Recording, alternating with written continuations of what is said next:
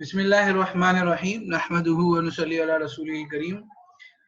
IBS course के नए session के साथ हाजिर हैं, इस्लामिक बिजनेस सॉल्यूशंस, जिनके अंदर हम बिजनेस के डिफरेंट डिपार्ट्स के शरिया उसूलों को समझने की कोशिश भी करते हैं विद प्रैक्टिकल सिनेरियोज।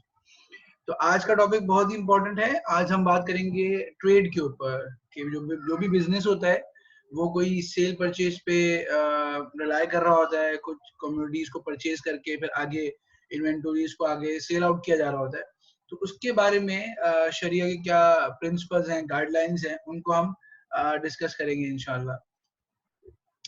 तो सबसे पहले हम अपना कोर्स टॉपिक मेजर आउटलाइन पे बात कर ले कि हमारा जो मेजर आउटलाइन होगी वो होगी एथिक्स पे भी बात करेंगे और हम थोड़ा सा शरिया टेक्निकल इश्यूज पे भी बात करेंगे। तो एथिक्स पे अगर हम देखते हैं तो कुछ अहादीस हमारे सामने है। प्रॉफिट सल्लल्लाहु अलैहि वसल्लम ने फरमाया, रहिमल्लाहु रजुलन समहन इज़ा बाअ व इज़ा इश्तरा व इज़ा इक़्तदा, कि अल्लाह जल्ले शानु उस शख्स पर रहम फरमाए। यानी आप सल्लल्लाहु अलैहि वसल्लम उसके लिए दुआ दे रहे हैं।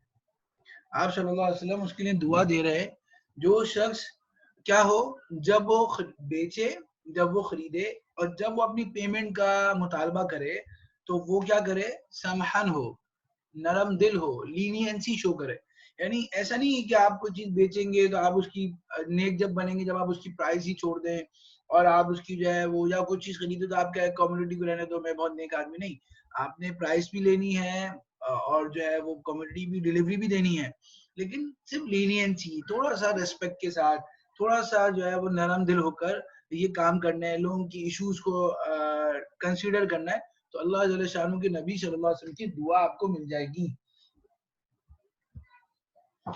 फिर अगली हदीस में हम देखते हैं कि आप सल्लल्लाहु अलैहि वसल्लम ने एक वाकया बयान किया कि पिछले कौमों में एक आदमी था जिसके ऊपर जो है वो मलकुल मौत आया और उसको फिर अल्लाह जल्ले शानू के दरबार में ले गया।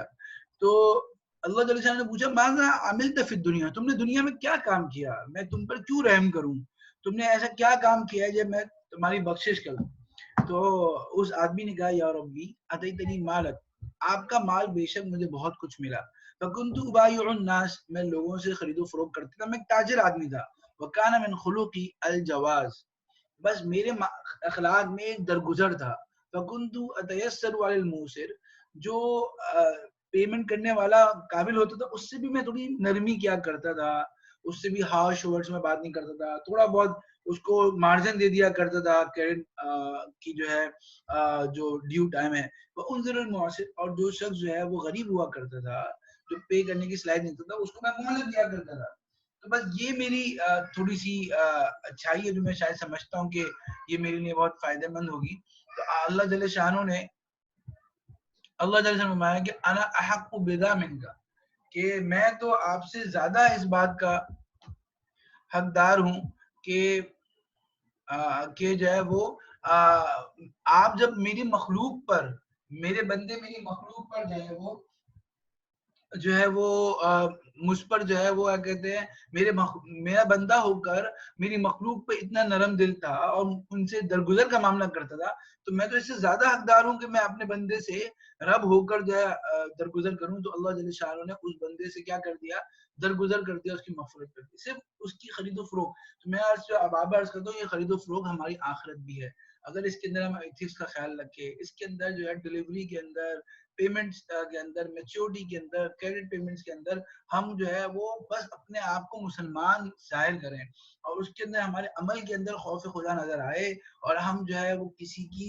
परेशानी को कंसीडर कर लें, तो ये हमारी आखिरत की बहुत बड़ी गुनाहों से माफी का जरिया बन जाएगा। फिर हम देखते हैं अगली हदीस कि आप सल्लल्लाहु अलैहि वसल्लम में दूसरा साइड भी है। आप अलैहि वसल्लम ने वन बा आइबन, जो किसी ऐबदार चीज को बताए, लम बेचे, लम युबय्यिनु, लेकिन वो ऐब को छुपा ले। इसके अंदर जो है वो इस मॉडल के अंदर यूपीएस का मॉडल बेचा, अब उसके अंदर जो है प्रॉब्लम है कि भाई ये इतना लोड अगर आ जाए तो ये जो है वो इसके अंदर जो है वो ट्रिप का सिस्टम नहीं, मिसाल के तौर पर, और जो है ये जल जाता है, इसके अंदर जो है वो शॉर्ट सर्किट हो जाता है। हमने कोई ऐसी चीज बेची और हमने उसको बताया नहीं। अब उसके बाद जो है वो लाइट तो जाती है लेकिन इतना ओवरलोड होता नहीं है, लेकिन एक दफा कभी हो गया, अब उसके बाद जो है पूरी जो है वो फैक्ट्री में आग लग गई, मिसाल के तौर पर। तो अगर हम उसको थोड़ा सा ऐप बता देते हैं कि भाई इसके अंदर है तो बहुत अच्छा परफॉर्मेंस और आपके एरिया के लिए बहुत अच्छा है, लेकिन कभी अगर ऐसा हो तो उसका ख्याल रखना कि यार ये चीज नहीं होनी चाहिए। तो अगर हम उसको प्रॉपर ओरिएंटेशन दे देते, प्रॉपर उसको ट्रेनिंग दे देते, मम्बा आई बल, लेकिन हमने ऐप दैट चीज बताई और उसको बेची, उसको बताया नहीं। लम यजल फी मक्त मिन अल्लाह, तो वो अल्लाह की नाराजगी में मुसलसल रहता है। जब तक वो प्रोडक्ट उसकी जो है वो साइड पे लगी रहती है, वो अल्लाह की नाराजगी में रहता है। वलम तजिल मलाइकतु तलानु, और मुसलसल फरिश्ते उसको लानत करते रहते हैं। 5 साल तक वो प्रोडक्ट आपकी साइड पे लगी हुई है उस बंदे की, तो जो है वो 5 साल तक अल्लाह के फरिश्तों की लानत है। अगर आपने कोई उसको ऐप डिफेक्टेड माल दिया, और जो ऐप क्या चीज होती है, ऐप वो चीज होती है जो उस मार्केट नॉर्म्स में जो है वो ऐप समझी जाए, ठीक है। अब इसकी हम कोई डेफिनेशन नहीं दे सकते, इसको कोई एग्जांपल नहीं दे सकते, बल्कि हर इदारे, हर बिजनेसेस में कुछ चीजें बताना जरूरी होता है, उसके नॉर्म्स होते हैं। तो अगर आपने वो चीज नहीं बताई, या वो चीज जो सामने वाले को, आपकी पार्टी को नुकसान पहुंचा दे, वो आपने नहीं बताई, तो क्या होगा, वो ऐब चीज होगी। मिसाल के तौर पर आपने गाड़ी बेची, अब उसकी पहले जो है उसकी फाइल जो होती थी वो सिविक सेंटर में होती थी, मास्टर कॉपी वहां नहीं है, आपने बेच दी। अब उसके बाद पता चला कि यार ये तो इसकी फाइल ही नहीं मिल रही, और फाइल नहीं मिल रही तो उसकी प्राइस जो है वो डेप्रिसिएट हो गई, लोगों के पास जो है वो सही प्राइस नहीं मिली मुझे। तो कोई भी चीज जो आपकी प्राइस को कम कर दे, तो जो है वो आप इसको जो है बगैर बताए बेचेंगे तो अल्लाह की नाराजगी का हिस्सा बन जाएंगे। अच्छा, इसके बाद हम देखते हैं कि आप अलैहिस्सलाम ने अगली हदीस में क्या फरमाया, अल बैआन बिल खियार, कि जो दो बेचने वाली पार्टीज जो होते हैं वो उनको इख्तियार होता है मालूम तफरका, जब तक कि वो फाइनल बात ना कर दे। मतलब ऑफर एक्सेप्टेंस से पहले दोनों पार्टीज बैक कर सकती हैं, दोनों एक दूसरी कंसल्टेशन कर रही हैं, कोटेशन गई हुई है, अभी जो है वो उस पर जो है नेगोशिएशन चल रही है, दोनों बैक कर सकती है। फ़इन सदका, अब अल्लाह के नबी फरमा रहे हैं कि अगर दोनों सच बोले, और भाई ये ना, और बात यानी सारी डिटेल्स को क्लियरली बता दे, पूरी ट्रांजैक्शन के अंदर भाई वारंटी टर्म्स हमारी ये है, हमारी जो है डिलीवरी टर्म्स ये हैं, हमारी इस तरह की जो है पेमेंट टर्म्स ये हैं, वो सारी चीजें बता दे पूरी का लहुमा, तो दोनों को बरकत दी जाती है। जो परचेजर है उसको जो है इन्वेंटरी में बरकत दी जाती है, और जो सेलर है उसको प्राइस के अंदर बरकत दी जाती है।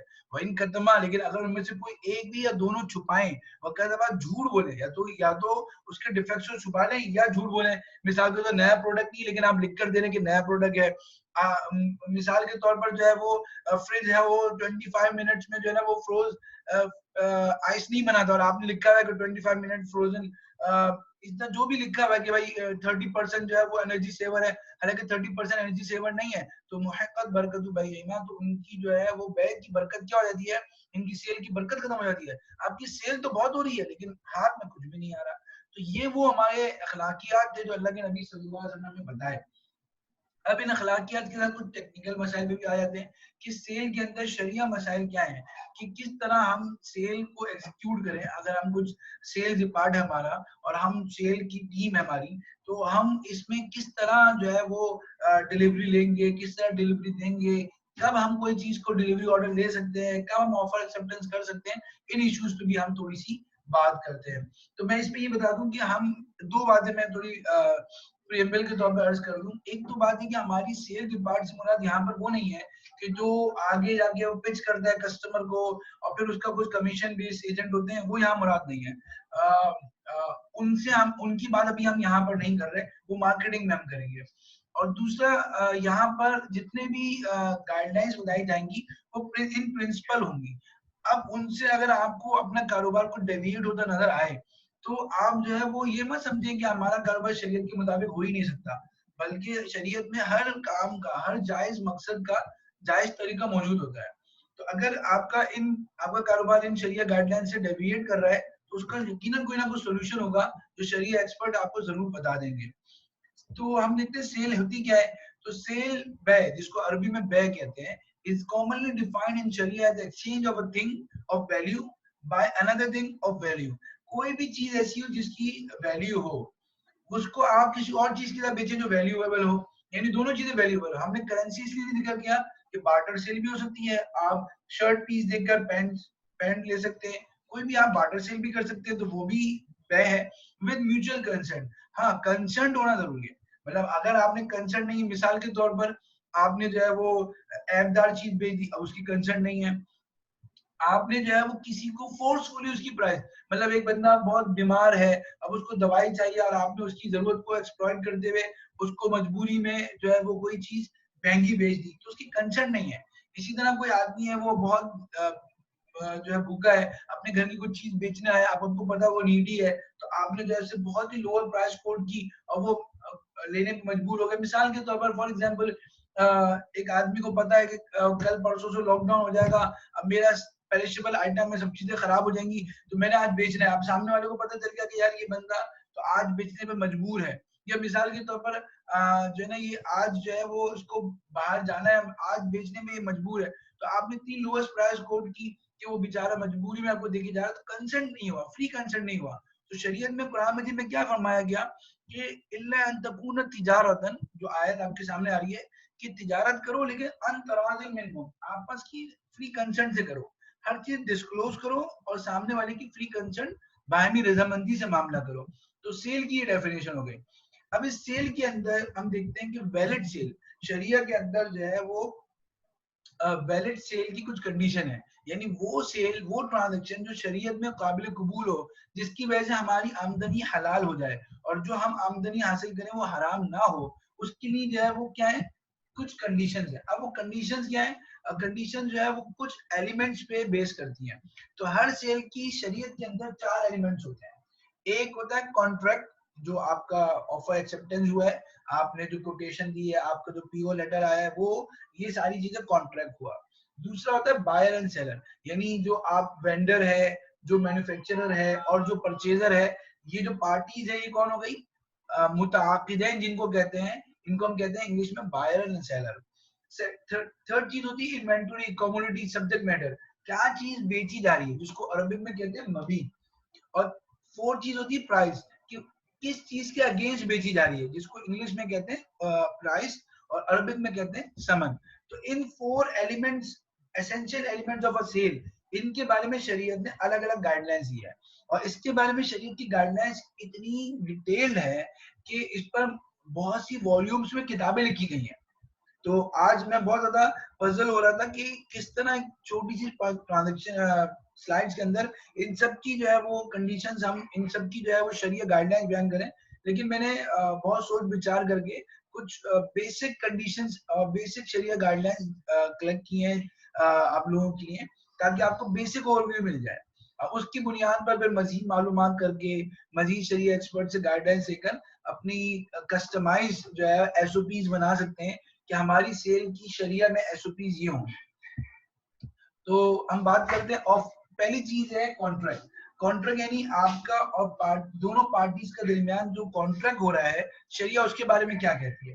तो शरिया उसके बारे में ये कहती है कि जो भी कॉन्ट्रैक्ट होता है वो शरिया में कॉन्ट्रैक्ट की एक ही चीज है, वो है ऑफर एक्सेप्टेंस।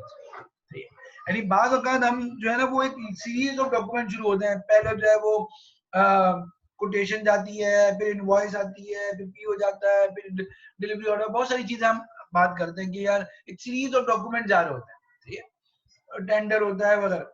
तो शरिया में इनमें से कोई चीज भी कॉन्ट्रैक्ट नहीं है। इनमें वो चीज कॉन्ट्रैक्ट होगी जिसको मार्केट ये कहेगी कि ये ऑफर एक्सेप्टेंस है, ये एक सामने की तरफ से ऑफर गई और दूसरी तरफ से एक्सेप्टेंस आ गई, इजाब और कबूल। जैसे आप मिसाल के तौर पर शादी से पहले मंगनी होती है, बातचीत होती है, कई दफा जो है मुख्तलिफ सेरेमनीज होती है, लेकिन उसकी वजह से रिलेशन बिल्ड नहीं होता। रिलेशन तो जब ही बिल्ड होता है जब निकाह हो जाता है। तो इसी तरह हमें बहुत ज्यादा इंपॉर्टेंट ये है कि हम अपनी बिजनेस में देखें कि हमारे यहाँ जो डॉक्यूमेंट जाते हैं उनमें ऑफर एक्सेप्टेंस कब होता है।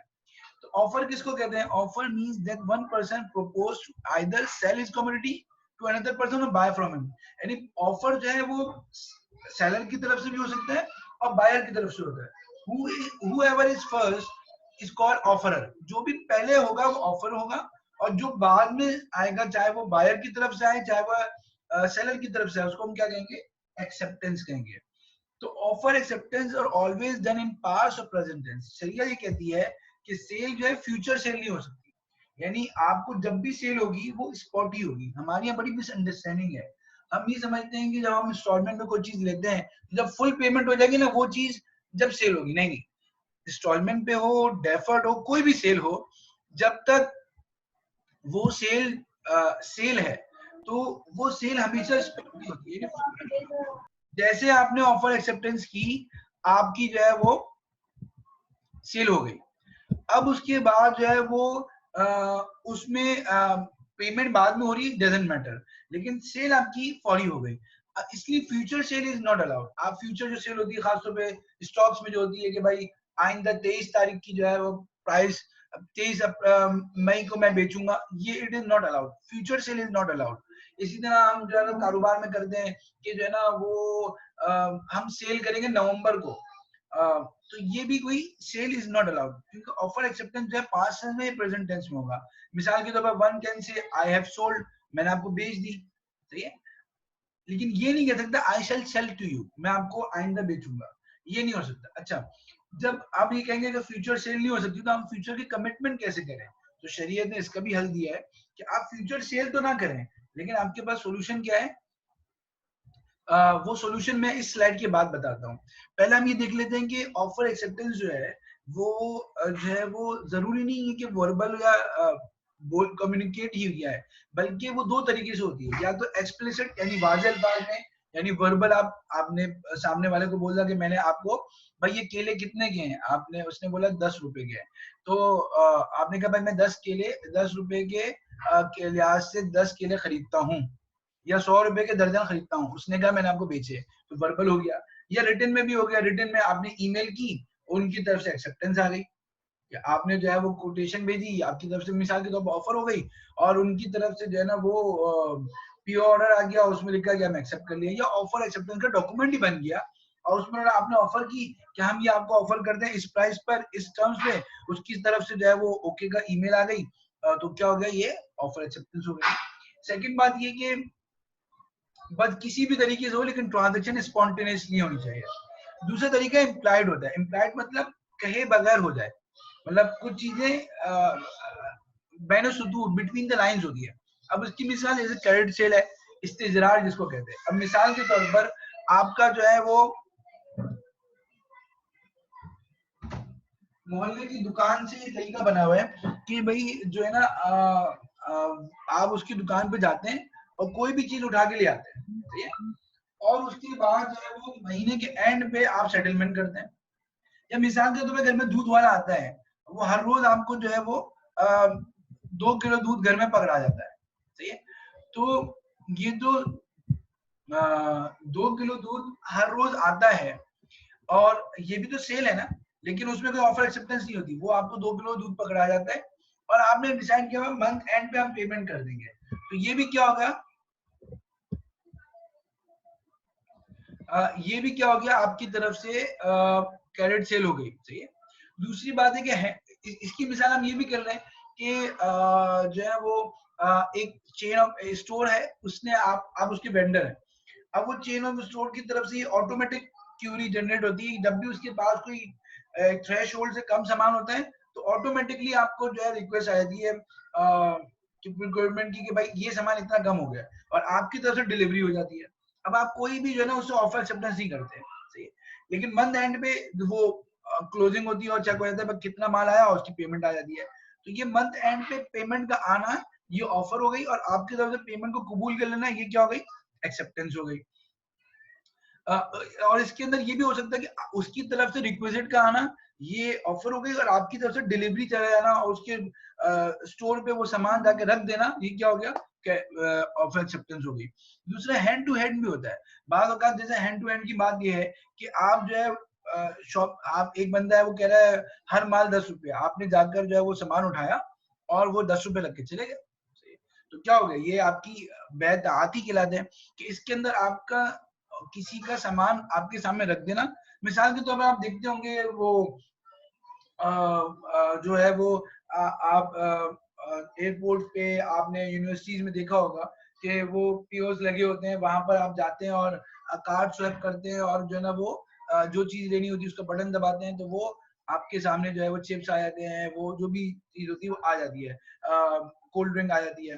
तो ये क्या है, उनका वो माल सामान, उस कंपनी का माल शोकेस में रख देना, ये क्या ऑफर हो गई, और आपका कार्ड स्वैप करके जो है ना वो चीज दे देना, क्या हो गया, ये एक्सेप्टेंस हो गई। तो प्रैक्टिकल ही हो रहा है कि वर्बल कुछ भी नहीं, रिटर्न भी नहीं हो रहा। तो इसलिए ऑफर एक्सेप्टेंस, जब भी किसी चीज की आप रजामंदी शो करेंगे तो वो ऑफर एक्सेप्टेंस है। अच्छा, ऑफर एक्सेप्टेंस में हमने बात की थी कि फ्यूचर में ऑफर एक्सेप्टेंस नहीं हो सकती। तो हम इस पे बात करते हैं कि अगर फ्यूचर में ऑफर एक्सेप्टेंस नहीं हो सकती तो फिर फ्यूचर के मामला कैसे हम करें। तो उसका शरीयत ने हल दिया है कि ये बात आप समझ लें कि हम फ्यूचर में ऑफर एक्सेप्टेंस तो नहीं कर सकते, लेकिन प्रॉमिस कर सकते हैं। प्रॉमिस मीन्स वादा, वादा मीन्स एग्रीमेंट टू सेल। मिसाल के तौर पर जो है ना वो फ्यूचर सेल तो नहीं हो सकती, लेकिन आप ये कर सकते हैं कि A promises to sell his car,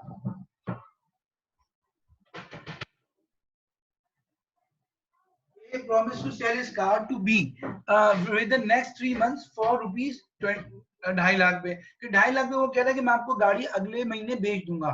तो ये प्रॉमिस कर लिया। अब ये ऑफर एक्सेप्टेंस नहीं हुई। अब अगर कोई जरूरत अब हुई तो बैक कर सकते हैं, लेकिन ये प्रॉमिस हो जाएगा। तो प्रॉमिस का शरीयत ने हल दिया। आपको अगर शेयर्स हैं, आप किसी से बात करना चाहते हैं कि आपको लगता है कि इसकी प्राइस बहुत आगे पीछे अप एंड डाउन हो जाएगी, तो आप ये बात करते हैं यार नेक्स्ट मंडे की मैं तुमसे प्रॉमिस करता हूँ कि मैं आपसे जो है वो क्या करता हूँ, ये शेयर खरीद लूंगा इस प्राइस पे।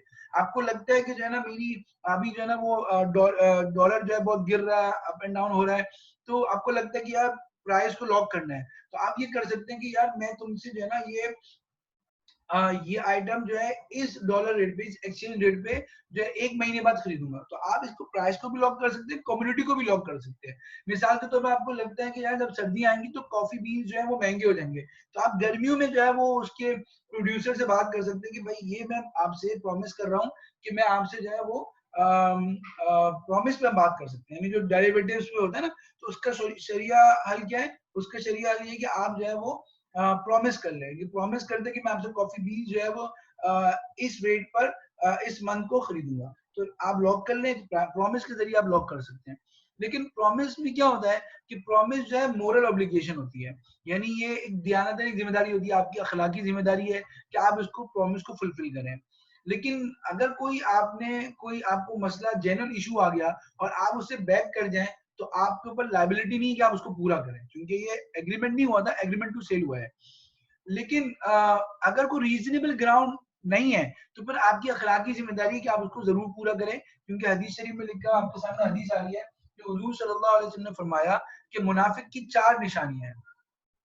When he speak he lies, जब बात करे तो झूठ बोले, जब प्रॉमिस करे तो उसको छोड़ दे, और जब कोई मुआहदा करे तो तोड़ दे, और जब झगड़ा करे तो क्या करे, वल्गर लैंग्वेज इस्तेमाल करे। तो आप सल्लल्लाहु अलैहि वसल्लम ने फरमाया कि जिसके अंदर ये 4 निशानियां होंगी वो जब तक इन 4 बातों को नहीं छोड़ेगा वो मुनाफिक होगा। तो अल्लाह ना करे हम आखिरत में मुनाफिक उठे। तो इसलिए हमें जो अपने प्रोमिसेस को पूरा करना है। हमारे माशरे में समझा जाता है वो क्रेडिट की कोई बात नहीं है, 15 दिन की क्रेडिट लाइन ले लो, हालांकि देंगे यार 25 दिन में देंगे, हालांकि नहीं, आपने जो वादा किया है कि आप 15 दिन में उसको पैसे देंगे, अगर उसकी तरफ से वो फॉलो अप ना भी आए फिर भी आपने जो है उसको हर 15 दिन बाद उसकी पेमेंट करनी है। अगर आपने डिलीवरी का टाइम दिया हुआ है कि 1 हफ्ते बाद डिलीवरी हो जाएगी, तो आपकी जिम्मेदारी ये प्रॉमिस है, अगर उसको तोड़ेंगे तो गुनहगार होंगे, चाहे उसकी तरफ से आपको जो है वो फॉलो अप हो कि ना हो। अच्छा, अब हम ये बात करते हैं कि अगर हम ये कहेंगे कि मोरल ऑब्लिगेशन है, तो अगर आप ये कहेंगे कि यार हम तो जो चेन ऑफ एक्शंस होते हैं, मिसाल के तौर पर जो है वो एक मैन्युफैक्चरर है, वो गारमेंट सूट्स को स्टिच करता है और वो सीएमटी करता है। अब उसके पास ऑर्डर है और कि भाई जो है ना मुझे अभी जो है गर्मियों ईद के लिए जो है ना सेल लगानी है, तो मुझे जो है ना अप्रैल में आपने जो है ना वो 1000 पीस आपने मुझे देने हैं। अब आप ये कहेंगे भाई जो है 1000 सूट मुझे चाहिए, अब उसने बनाने शुरू कर दिए। अब बनाने शुरू कर दिए या उसने कहीं से परचेज करने शुरू कर दिए, बांग्लादेश में रब्ता किया और जो है ना वो चाइना में रब्ता किया, मुख्तलिफ जगहों से रब्ता किया, और वहां से उसने देख लिया कि जितने मेरे पास ऑर्डर्स आए हैं उतने यहाँ से मैंने प्रिक्योर कर लिया। अब प्रिक्योर करने के बाद आप कह रहे हैं कि भाई ये तो वादा ही था ना, ये तो कोई ऑफर एक्सेप्टेंस तो फ्यूचर में होती नहीं है, तो भाई मुझे नहीं चाहिए, मुझे तो इससे सस्ते यहाँ मिल रहा है। तो इस सूरत के अंदर आप बैक नहीं कर सकते, क्योंकि ये आपकी ग्रीड है।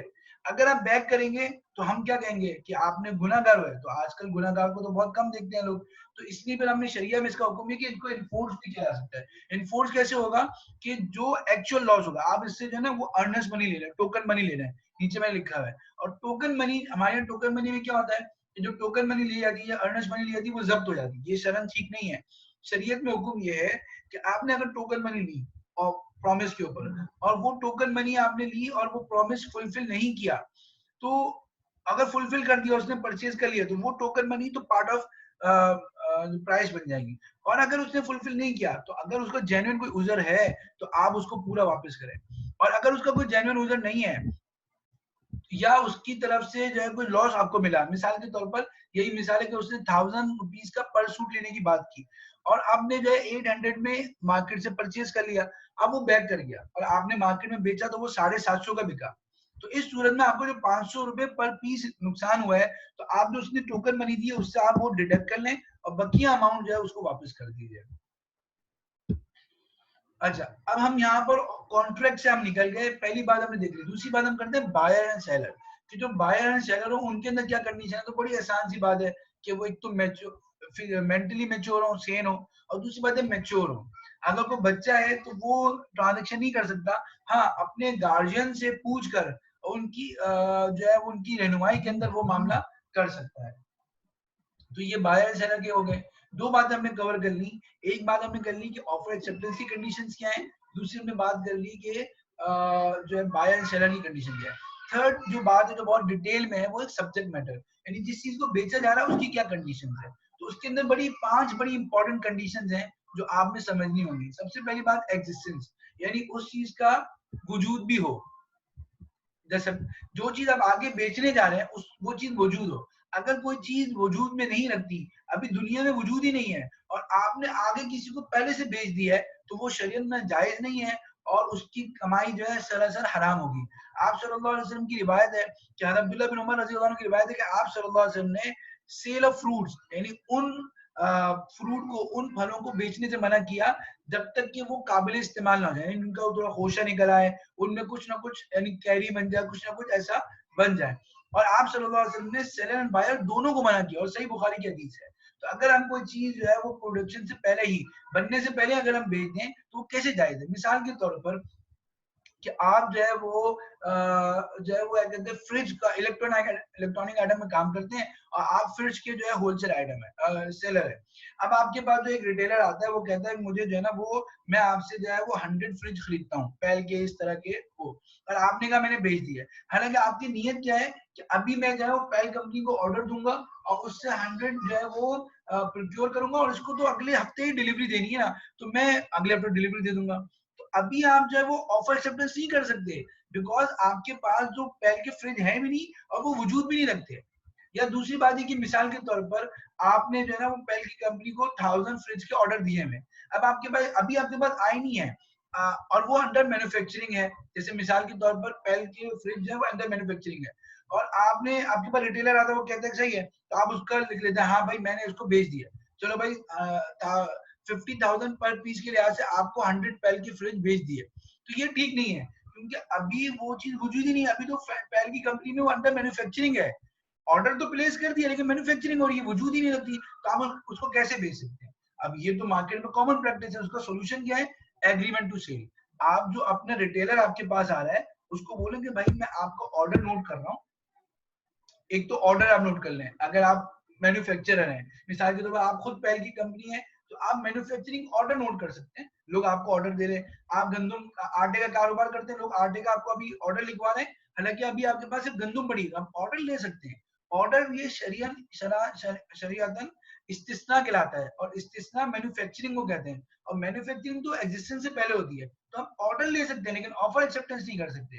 दूसरा, अगर आप मैन्युफैक्चरर नहीं है, आप जो है वो ट्रेडर हैं, तो फिर आप उनसे ऑर्डर ना लें, आप उनसे एग्रीमेंट टू सेल कर लें, प्रॉमिस कर लें कि सही है अगले हफ्ते आपको मैं 100 पैल के जो है ना वो फ्रिज पर पीस 50,000 के लिहाज से इस स्पेसिफिकेशन के मुताबिक आपको अगले हफ्ते हम जो है वो प्रोवाइड कर देंगे, हम आपको सेल कर देंगे। तो अभी हम प्रॉमिस कर दें तो प्रॉमिस हो सकता है। सेकंड बात है कि शर्त ये कि वो चीज वजूद भी रखती है, और थर्ड वो सेकंड कंडीशन है ओनरशिप भी हो, आपकी मिल्कियत में भी हो। मिसाल के तौर पर A is a importer of batteries. आप जो है वो इम्पोर्टर है बैटरीज के। अब आपको पास ऑर्डर आया कि भाई जो है ना वो जो है कहते हैं 1000 बैटरीज चाहिए मुझे फला कंपनी की। अब आपको याद है कि यार मैंने जो है ना वो फला जो असल जो कंपनी है ना मिसाल के तौर पर फ्याम है, वो बैटरीज बनाती है और मैंने उसको ऑर्डर भी दिया हुआ है 1000 बैटरीज का, तो सही है वो आ जाएगी मेरे पास। तो आपने क्या कर दिया, उसको ऑफर एक्सेप्टेंस कर दी, जी मैं आपको बेचता हूँ 1000 बैटरीज इस ब्याज से। हालांकि आपको पता है कि ऑर्डर तो दे दिया है लेकिन वो अंडर प्रोडक्शन है, अभी बनी नहीं है। जब वो अभी बनी नहीं है तो वो तो फ्याम के पास है, अभी आपकी ओनरशिप तो उसमें आई नहीं है, क्योंकि जब वो चीज बन जाएगी तो फिर आपकी ओनरशिप में आएगी ना। बनने से पहले तो आपकी ओनरशिप में नहीं है, अभी तो वो फ्याम की फैक्ट्री के अंदर बन रही है, जर्मनी में बन रही है, चाइना में बन रही है, तो उस चीज को भी आप आगे बेच नहीं सकते। इसका भी हल यही है कि आप आगे वाले से जो है वो प्रॉमिस कर लें। अच्छा, तीसरी बात ये कि सेलर मस्ट हैव पोजीशन। एक चीज है कि वो दुनिया में वजूद भी रखती है और दूसरा वो आपकी ओनरशिप में भी आ गई, लेकिन पोजीशन नहीं है। पोजीशन मतलब आपका कब्जा नहीं है, उसको भी आप नहीं बेच सकते जब तक आपका पोजीशन ना है। जैसे कि हदीस में आता है, हकीम बिन निजाम रहमतुल्लाह अलैह फरमाते हैं कि मैंने आप सल्लल्लाहु अलैहि वसल्लम से पूछा कि बाद लोग मेरे पास आते हैं और मुझे वो ऐसी चीज बेचने का कहते हैं जो मेरे पास नहीं होती, तो आप सल्लल्लाहु अलैहि वसल्लम ने फरमाया, do not sell what you do not have. जो चीज तुम्हारे पोजीशन में नहीं है उसको आगे मत बेचो। अब आप ये कहेंगे कि इस तरह तो हमारे पास कितनी सारी चीजें वेयर हाउस में नहीं होती, हम आगे बेचते रहते हैं। तो इसको थोड़ा सा हम पहले समझ लें और उसके बाद जो है उसके सॉल्यूशन भी समझ लेंगे। जैसे मैंने कहा ऑर्डर का सॉल्यूशन है और दूसरा हमारे पास प्रॉमिस का सॉल्यूशन है। लेकिन हम पहले पोजीशन को समझ लें। पोजीशन होता क्या है? पोजीशन की दो किस्में, एक फिजिकल एक कंस्ट्रक्टिव। फिजिकल पोजीशन तो जिसको हकीकी कहते हैं। मिसाल के तौर पर आसान सी बात है कि आपके पास उस चीज का फिजिकल वजूद आ जाए। एक किताब है, मैंने किताब हाथ में ले ली। एक लैपटॉप है जिसमें मैं आपको जो है वो लेक्चर दे रहा हूँ, वो लैपटॉप मेरे हाथ में। तो जब ये लैपटॉप मेरे पास इसका कंटेनर आ गया, मेरे वेयर हाउस में एक कंटेनर आ गया, तो इसका पोजीशन मुझे मिल गया। अब मैं इसको जो है ना वो जाके जो है वो इसका ऑर्डर्स ले लूं या इसकी जो है ऑफर एक्सेप्टेंस कर दूं, कंटेनर जो है वो मेरे पास आ चुका है। या मिसाल के तौर पर हमने दो मिसालें ली, selling shares without acquiring position. जैसे शेयर्स होते हैं, हम शेयर जब हम लेते हैं तो वो शेयर हम लोग प्लेस करते हैं ब्रोकर हमारी तरफ से, तो वो ऑर्डर जब जाता है तो हमारी तरफ एक रिसीट तो आ जाती है, लेकिन कंप्यूटराइज तो हो जाता है, लेकिन जो फिजिकल उसकी जो आती है पोजीशन वो T+2 में आती है। CDC जो गवर्नमेंट का इदारा है उसके अंदर आपके लिए जो वो शेयर की रिसीट आती है वो T+2 का मतलब है 2 वर्किंग डेज। तो आज अगर ट्यूजडे को मैंने वो शेयर्स खरीदे केई के 1000, तो वो आज मेरे पास कंप्यूटर में तो आ जाएंगे, लेकिन मेरे पास उसकी रिसीट और मेरे पास उसकी पोजीशन कब आएगा, वो वेडनेसडे थर्सडे को आएगा। तो थर्सडे से पहले मैं अगर उसको शेयर्स को बेच रहा हूँ तो वो क्या है, वो मेरी मिल्कियत में तो है लेकिन मेरे पोजीशन में नहीं है, तो मैं उसको बेच नहीं सकता। इसी तरह ऑनलाइन ट्रेडिंग ड्रॉप शिपिंग होती है। अब उसके अंदर क्या होता है कि मेरा दराज में एक स्टोर है। अब दराज में मेरे पास जो है मिसाल के तौर पर मैं कुछ आइटम मैंने लिखे हुए हैं कि मेरे पास मोबाइल की एसेसरीज है, हालांकि अभी है नहीं। तो अगर मेरे पास जो बंदा मुझे दे रहा है कि भाई मुझे जो है वो 1000 जो है ना वो स्क्रीन कवर चाहिए मोबाइल के, तो वो मैं ऑर्डर के तौर पर ले सकता हूँ या प्रॉमिस के तौर पर ले सकता हूँ, लेकिन जो है मैं उसको जो है ना एक्सेप्टेंस नहीं कर सकता। जैसे एक मेरे पास केस आया था कि ड्रॉप शिपिंग की वो वेबसाइट बनाना चाहते थे, ठीक है, तो मैंने उनको बोला कि आप जो अपने पास जो क्लिक का बटन बनाए ना, उस पर आप ऑर्डर का लफ्ज लिखवाएं, ठीक है, और आप भी जो है ना वो प्रॉमिस का लिखवाएं।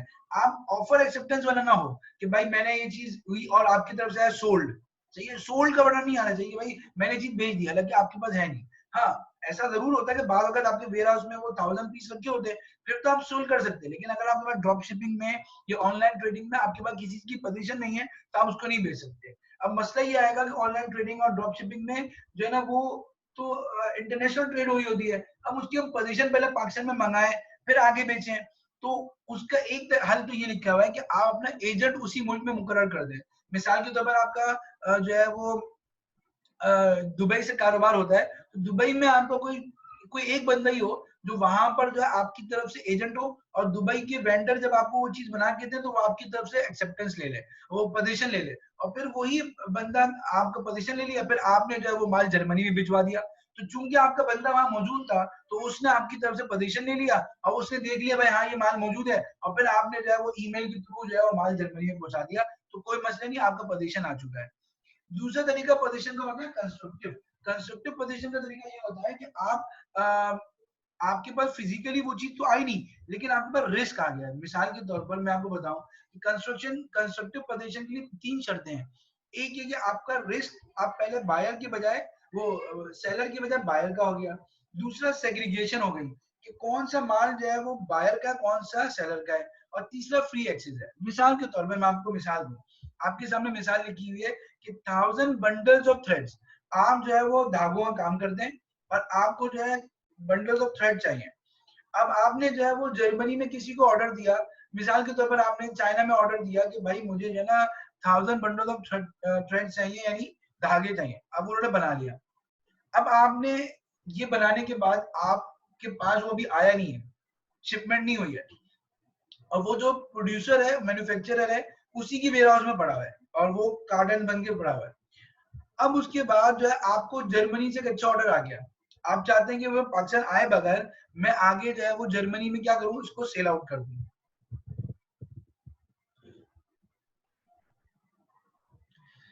तो आप चाहते हैं कि मैं 1000 थ्रेड्स, जो बंडल्स ऑफ थ्रेड्स हैं, वो मैं क्या करूं आगे जो है वो शेयर कर दूं। तो अब आप क्या आगे कर सकते हैं, हालांकि आपके पास पोजीशन नहीं है, ना ही आपका कोई बंदा वहां पर है जो फिजिकली उसको कंस्ट्रक्ट कर ले, लेकिन नहीं, शरीयत में अलाउ है कंडीशंस के साथ। अगर आपको डिलीवरी ऑर्डर मिल गया, डीओ मिल गया, डिलीवरी ऑर्डर मिल गया, उसमें लिखा है भाई ये आपका माल रेडी है, आप इसकी शिपमेंट ले लो। अब आपका डिलीवरी ऑर्डर में आपको क्या होगा, जब डिलीवरी ऑर्डर आपको मिल गया तो आपका रिस्क आ गया। अब वेयर हाउस में जो माल पड़ा हुआ है, अगर आग लग गई तो डिलीवरी ऑर्डर में अगर ये लिखा हुआ है कि आपको फौरी रिस्क ट्रांसफर हो रहा है, मतलब बाद डिलीवरी ऑर्डर में लिखा होता है कि 5 डेज बाद रिस्क ट्रांसफर होगा, 5 दिन के बाद हम जिम्मेदार नहीं होंगे, तो इसका मतलब 5 दिन तक तो वो जिम्मेदार है। तो फिर इसका मतलब रिस्क ट्रांसफर नहीं हुआ, तो इसमें आप 5 दिन से पहले आगे नहीं भेज सकते। लेकिन अगर ऐसी कोई वर्डिंग डिलीवरी ऑर्डर में नहीं लिखी हुई, और इसका मतलब, और मार्केट नॉर्म ये कि डिलीवरी ऑर्डर आपको मिल गया तो आपका रिस्क आ गया। और फिर डिलीवरी ऑर्डर में बंडल्स की आइडेंटिफिकेशन भी है। मिसाल के तौर पर वो चाइना की जो कंपनी है, उसके पास तो 1 लाख बंडल्स पड़े हुए ना थ्रेड्स के, लेकिन उसने डिलीवरी ऑर्डर में कोई कोड नंबर डाल दिया कि 2000 से लेकर 3000 तो बंडल जो है वो एबीसी कंपनी जो पाकिस्तान की उसके हो गए, तो उसने सेग्रीगेशन भी कर दी। अब डिलीवरी ऑर्डर में ये भी लिखा हुआ है कि आप जब चाहे माल उठा भी सकते हैं, तो आपको एक्सेस भी मिल गया। तो जब आपके पास ये डिलीवरी, इस तरह का डिलीवरी ऑर्डर आ गया, तो इसका मतलब आपका पोजीशन आ गया। अब आप जो है वो किसी भी इंटरनेशनल ट्रांसपोर्टर कोरियर वाले को बोले, या जो है डिलीवरी करने वाले को बोले कि भाई वहां चाइना में मेरा माल पड़ा हुआ है, इसको उठाओ और जर्मनी में जाके बेच दो, तो आपके लिए बेचना जायज है। लेकिन अगर आपको डिलीवरी ऑर्डर नहीं मिला, या आपका रिस्क उसमें नहीं आया, या सेग्रीगेशन नहीं हुई है, तो आप उसको आगे नहीं भेज सकते। सही है। इसकी मैं दोबारा एक बात और कर दूं कि इसी तरह जो है ना, बाद दफा ऐसा होता है कि आपने, जैसे हमने बात की थी, आपके पास जो है ना, आपने बैटरीज मंगानी है जर्मनी से, तो एक तो सूरत थी कि अभी वो प्रोडक्शन स्टार्ट ही नहीं हुई है, वो भी आप नहीं बेच सकते। हाँ, प्रॉमिस कर सकते हैं। एक सूरत ये कि अंडर मैन्युफैक्चरिंग है, वो भी आप नहीं बेच सकते क्योंकि अभी अभी ओनरशिप नहीं आई। लेकिन एक सूरत ये कि वो फ्याम ने बैटरीज बनाकर, वो बैटरीज जो है वो आपके लिए जो है वो जो है वो बंदरगाह तक पहुंचा दिए, पोर्ट तक पहुंचा दिए। अब पोर्ट में पहुंचाने के बाद उसने जो है ना वो जो मैरीन है, जो शिपमेंट कंपनी है, उसको भी पकड़ा दिए। अब अभी वो रास्ते में है, रास्ते में वो जो है या तो इन ट्रांजिट है, मतलब जो है वो अभी या तो कार्गो से आ रही है, या मैरीन से आ रही है, बाय एयर आ रही है, जहां से भी आ रही है। तो अब आप क्या, अब वो 6 दिन में हमारे पास पहुंचेगी। मेरे पास एक अच्छा ऑर्डर आ गया, मैं सोचता हूँ कि बजाय पाकिस्तान में मंगाऊं, मैं जो है ना वो अमेरिका भेज देता हूँ उसको, या पाकिस्तान में ही कोई बंदा मुझे कह रहा है कि मुझे भेज दो, सही है, मैं ही क्लियरेंस करा लूंगा, तो आप उसको भेज सकते हैं। तो इसकी 2 सूरतें, अगर वो आपके पास पोर्ट में आ गई है और आपको बिल ऑफ लेडिंग मिल गई है, तो बिल ऑफ लेडिंग शरण जो है वो क्या है, बिल ऑफ लेडिंग जो है वो क्या है, जो है आपकी पोजीशन है। बिल ऑफ लेडिंग के बारे में आप इत्मीनान रखें, बिल ऑफ लेडिंग जब आपके पास आ जाए तो आपका पोजीशन आ गया। दूसरी सूरत है कि बिल ऑफ लेडिंग नहीं, आपके पाकिस्तानी पोर्ट पे नहीं आई है, आप अभी बेचना चाहते हैं, तो आप ये देखें आपके इनको टर्म्स क्या लगे हुए हैं। इनको टर्म्स क्या होते हैं, जो अब बहुत से लोग जो इम्पोर्ट एक्सपोर्ट करते हैं उनको पता है कि किन टर्म्स में आ रही है।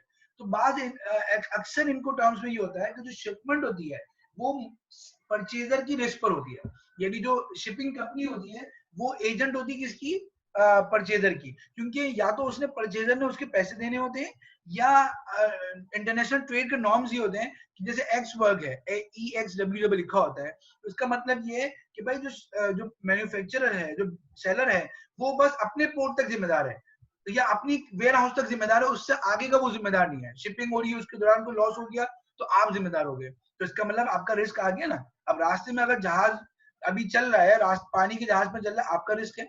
ये FOB है, फ्री ऑन बोर्ड है, मतलब उसका मतलब है कि बाद मैंने बोर्डिंग कर दी आपकी शिपमेंट कंपनी को, उसके बाद जो है वो पाकिस्तान जब तक नहीं पहुंचती वो आप भी जिम्मेदार हो। मेरा काम तो अपने बोर्ड तक था, तो यहाँ पर भी जो है वो आपका रिस्क आ गया। तो किसी भी तरीके से अगर आपका रिस्क आ जाए, सेग्रीगेशन आ जाए, तो पोजीशन आ गया, आप आगे बेच सकते हैं। अच्छा, ये तो हो गया सब्जेक्ट मैटर पे। तीसरी बात जो चौथी शर्त है वो ये कि वो सब्जेक्ट मैटर जायज भी होना चाहिए। मिसाल के तौर पर सब्जेक्ट मैटर ऐसी चीज नहीं होनी चाहिए जो सिर्फ हराम काम में इस्तेमाल हो। मिसाल के तौर पर अल्कोहल है, वाइन है, वल्गर मूवीज है, तो इनका तो कोई जायज मकसद नहीं है, सही है। या सॉफ्टवेयर है, आप सॉफ्टवेयर बना के बेचते हैं, लेकिन सॉफ्टवेयर है वो इंटरेस्ट कैलकुलेट करते हैं, तो वो तो आप बेच नहीं सकते। लेकिन एक नॉर्मल सॉफ्टवेयर है जो इंटरेस्ट भी कैलकुलेट कर सकता है और प्रॉफिट भी कैलकुलेट कर सकता है, तो वो बेच सकते हैं, क्योंकि उसका जायज पर्पज भी है, नाजायज पर्पज भी है। एक टीवी है, टीवी का जो है वो जायज पर्पज भी है, नाजायज पर्पज भी है। आप उससे जो है वो नात भी सुन सकते हैं, हज की ट्रांसमिशन भी दे सकते हैं और ड्रामे भी देख सकते हैं, तो उसको भी बेच। कोई भी चीज ऐसी हो जिसका जायज और नाजायज पर्पज मौजूद हो, तो आप उसको बेच सकते हैं। लेकिन कोई चीज ऐसी हो जिसका नाजायज पर्पज ही हो, जायज पर्पज ना हो, उसको आप नहीं बेच सकते। जैसे मिसाल के तौर पर मैंने यहाँ लिखा है कि वैसे तो इथिकली बेहतर नहीं कि आप ऐसी खवातीन की ऐसे कपड़े बेचें जो है वल्गर हो, जो स्किन टाइट लेडीज शर्ट्स हो, जो बहुत शॉर्ट सी शर्ट्स हो, वो तो बेचना इथिकली बेहतर नहीं है। लेकिन अगर कोई बेचता है तो उसकी कमाई नाजायज नहीं है। क्यों नाजायज नहीं है? क्योंकि खातून अपने महरम के लिए सामने, अपने शौहर के सामने तो वो कपड़े पहन सकती हैं। इसका मतलब ये है कि पहनने वाली अगर मार्केट में या ओपनली कहीं जा रही तो वो गुनाहगार है। आप जो बेच रहे हैं, आपका तो बेचना जायज है, क्योंकि वो खातून अपने महरम के सामने जायज तौर पर भी इसको पहन सकती है, तो इसलिए उसको बेचना जायज है। हाँ, चूंकि इसका अक्सर इस्तेमाल नाजायज होता है, तो इसलिए बेहतर नहीं है।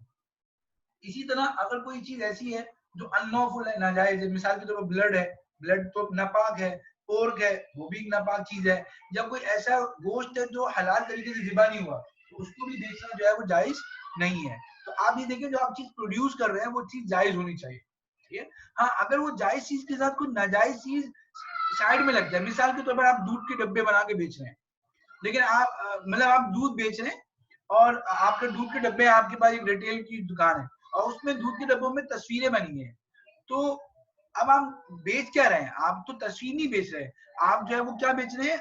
मिल्क बेच रहे हैं, तो आपके लिए बेचना जायज है। हाँ, बेहतर ये है कि आप उन तस्वीरों को मिटा दें ताकि आपकी दुकान पे रहमत के फरिश्ते आ जाएं, लेकिन उन तस्वीरों के साथ कपड़े बेचना, उन तस्वीरों के साथ जो है वो मिल्क बेचना, प्रोडक्ट बेचना जायज होता है, क्योंकि असल जो कम्युनिटी है वो जायज है। हाँ, ये अलग बात है कि आप एहतियात करते हुए उन तस्वीरों को मिटा दें या आप ऐसी चीजों को अपनी दुकान पे ना लाएं। तो अगर आपके पास ऑल्टरनेट मौजूद है तो आप इसकी भी आपको इजाजत है। हाँ, अगर आप प्रोड्यूसर हैं, आप उस चीज के, उस डब्बे के प्रोड्यूसर हैं और उसी डिब्बे के अंदर आप तस्वीर बना रहे हैं, तो फिर आपके लिए बनाना ठीक नहीं है। बनाना ठीक नहीं है, लेकिन अगर किसी और ने बना दिया और आप अपनी दुकान पे, अपनी मार्केट में उसको बेच रहे हैं, तो आपके लिए जायज है, जब तक कि कम्युनिटी हलाल हो। अब इसी तरह एक और शर्त, पांचवी शर्त है कि कम्युनिटी जो है वो स्पेसिफाइड एंड क्वांटिफाइड होनी चाहिए।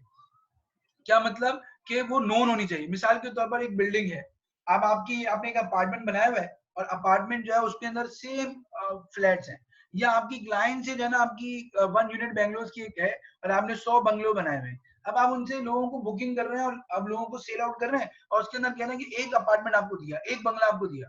भाई कौन सा बंगला दिया ये स्पेसिफाइड भी नहीं है, मालूम ही नहीं है, तो इसलिए ये सेल जायज नहीं होगी। हाँ, आप ही करते हैं 101 बंगला आपका है, 5th फ्लोर पे राइट कॉर्नर वाला फ्लैट आपका है, तो वो चीज ठीक होगी क्योंकि यहाँ स्पेसिफाइड हो गया, क्वांटिफाइड हो गया। तो सब्जेक्ट मैटर के अंदर हमने देख लिया अहकामात कि सब्जेक्ट मैटर के अंदर क्या शर्तें हैं। अब हम देखते हैं प्राइस के अंदर कि जो प्राइस है वो भी क्या होनी चाहिए, तो उसके अंदर बड़ी छोटी सी शराइत है कि क्वांटिफाइड होनी चाहिए, मालूम होनी चाहिए। मिसाल के तौर पर कि मेजरिंग यूनिट मालूम होनी चाहिए। मिसाल के तौर पर आपने कोटेशन दी किसी को कि भाई जो है हम आपको जो है वो ये जो है ना, क्या कहते हैं, कपड़े बेच रहे हैं, पर सूट जो है वो गारमेंट का जो है वो आपके लिए 400 रुपीज का है, सही है। अब उसने क्या एक्सेप्ट कर लिया, अब आपने जो है ना वो क्या कहते हैं कुछ अरसे बाद उसको डिलीवरी करनी थी, तो आपने उसको बोला कि भाई जो है ना मैं तो बांग्लादेश से माल मंगाता हूँ, टका जो है बहुत महंगा हो गया है, तो अब ये प्राइस नहीं होगी, 400 रुपीज नहीं होगी बल्कि 450 होगी।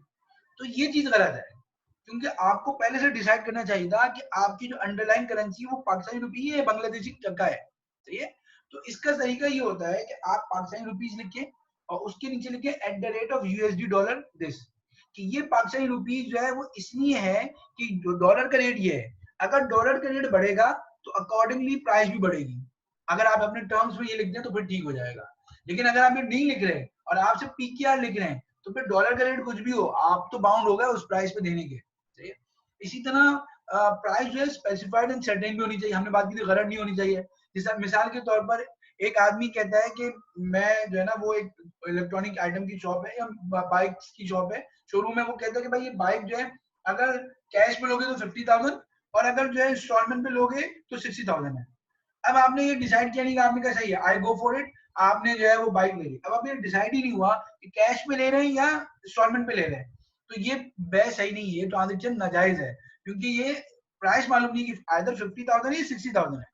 हाँ, आपने ऑन स्पॉट बता दिया सही आई गो फॉर कैश पेमेंट, मैं 50,000 कैश ले रहा हूँ, मैं इंशाल्लाह कल आपको कैश पेमेंट कर दूंगा, तो ये भी ठीक है। या आप भी कहते हैं कि ऐसा ही है, मैं इंस्टॉलमेंट पे जाता हूँ, मैं 6 मंथ की इंस्टॉलमेंट पे जाता हूँ, 75,000 की बाइक हो गई, तो बस ये मैं आपको 6 मंथ पे आपको पे कर दूंगा। तो क्लैरिटी होनी चाहिए कि प्राइस कौन सी है, क्या प्राइस है, तो ये प्राइस बहुत क्लियर होनी चाहिए, हमने पता गलत नहीं होना चाहिए। तो प्राइस भी मालूम हो गई। अब इससे हमें पता चला कि कौन सी बै नाजायज होगी, जिसके अंदर कॉन्ट्रैक्ट या जो है वो सब्जेक्ट मैटर या प्राइस, इनके अंदर किसी चीज की भी कंडीशन पूरी नहीं होंगी, तो वो बै नाजायज हो जाएगी, उसकी आमदनी हराम हो जाएगी आपके सामने।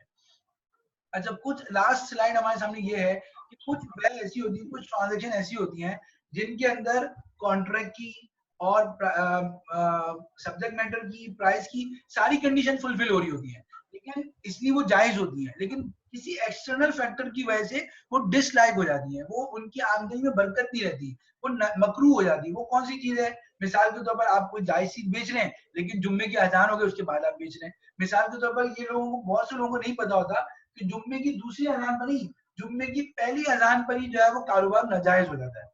अब उसके बाद जो आप कारोबार करते हैं वो उसमें बरकत नहीं होती, वो गुनाह होता है उसका, सही है। तो ये हम ख्याल रखें। दूसरी बात है कि सेल आफ्टर होल्डिंग, आपने कोई चीज होल्ड कर ली है, आजकल के जमाने में लोग जो है वो जखीरा अंदोजी कर रहे हैं, तो आपने वो चीज होल्ड कर दी, अब आप मिसाल के तौर पर आपने जो है ना वो मिल्क पाउडर जो है वो होल्ड कर दिया, आप वो जो है वो उसकी कीमत बढ़ गई, फिर आपने जो है प्रोड्यूस करना शुरू किया, आपने सेल करना शुरू किया, अब वो मिल्क पाउडर बेचना जायज है। आपने आम जखीरा कर लिया और आपने जो है वो रमजान में बेचने शुरू किए, आपने जो है वो टमाटर जखीरा कर लिया और बकरा ईद में बेचने शुरू किए। अब वो चीजें तो जायज है, तो इनकी आमदनी तो जायज है, लेकिन चूंकि आपने लोगों को नुकसान पहुंचाया है, लोगों को तकलीफ दी है, इसकी वजह से अल्लाह के नबी सल्लल्लाहु अलैहि वसल्लम ने क्या फरमाया कि जो लोगों के माल, जो मुसलमानों से जखीरा अंदोजी करे, अल्लाह उसको दो बड़ी बीमारियां देंगे, एक लेप्रोसी देंगे यानी जुजाम, जुजाम जैसे ताउन जो होता है ना, जो उसको वो देंगे, दूसरा बैंक करप्सी देंगे यानी फाइनेंशियल तौर पर वो दिवालिया हो जाएगा, यानी दो बड़ी बीमारियां होंगी, एक उसको फिजिकली जुजाम हो जाएगा, लेप्रोसी हो जाएगी, और दूसरा माली तौर पर वो तबाह हो जाएगा। तो अल्लाह ताला हमारी हिफाजत फरमाए कि हम जखीरा अंदोजी ना करें, बल्कि वक्त पर चीजों को रिलीज करते रहें।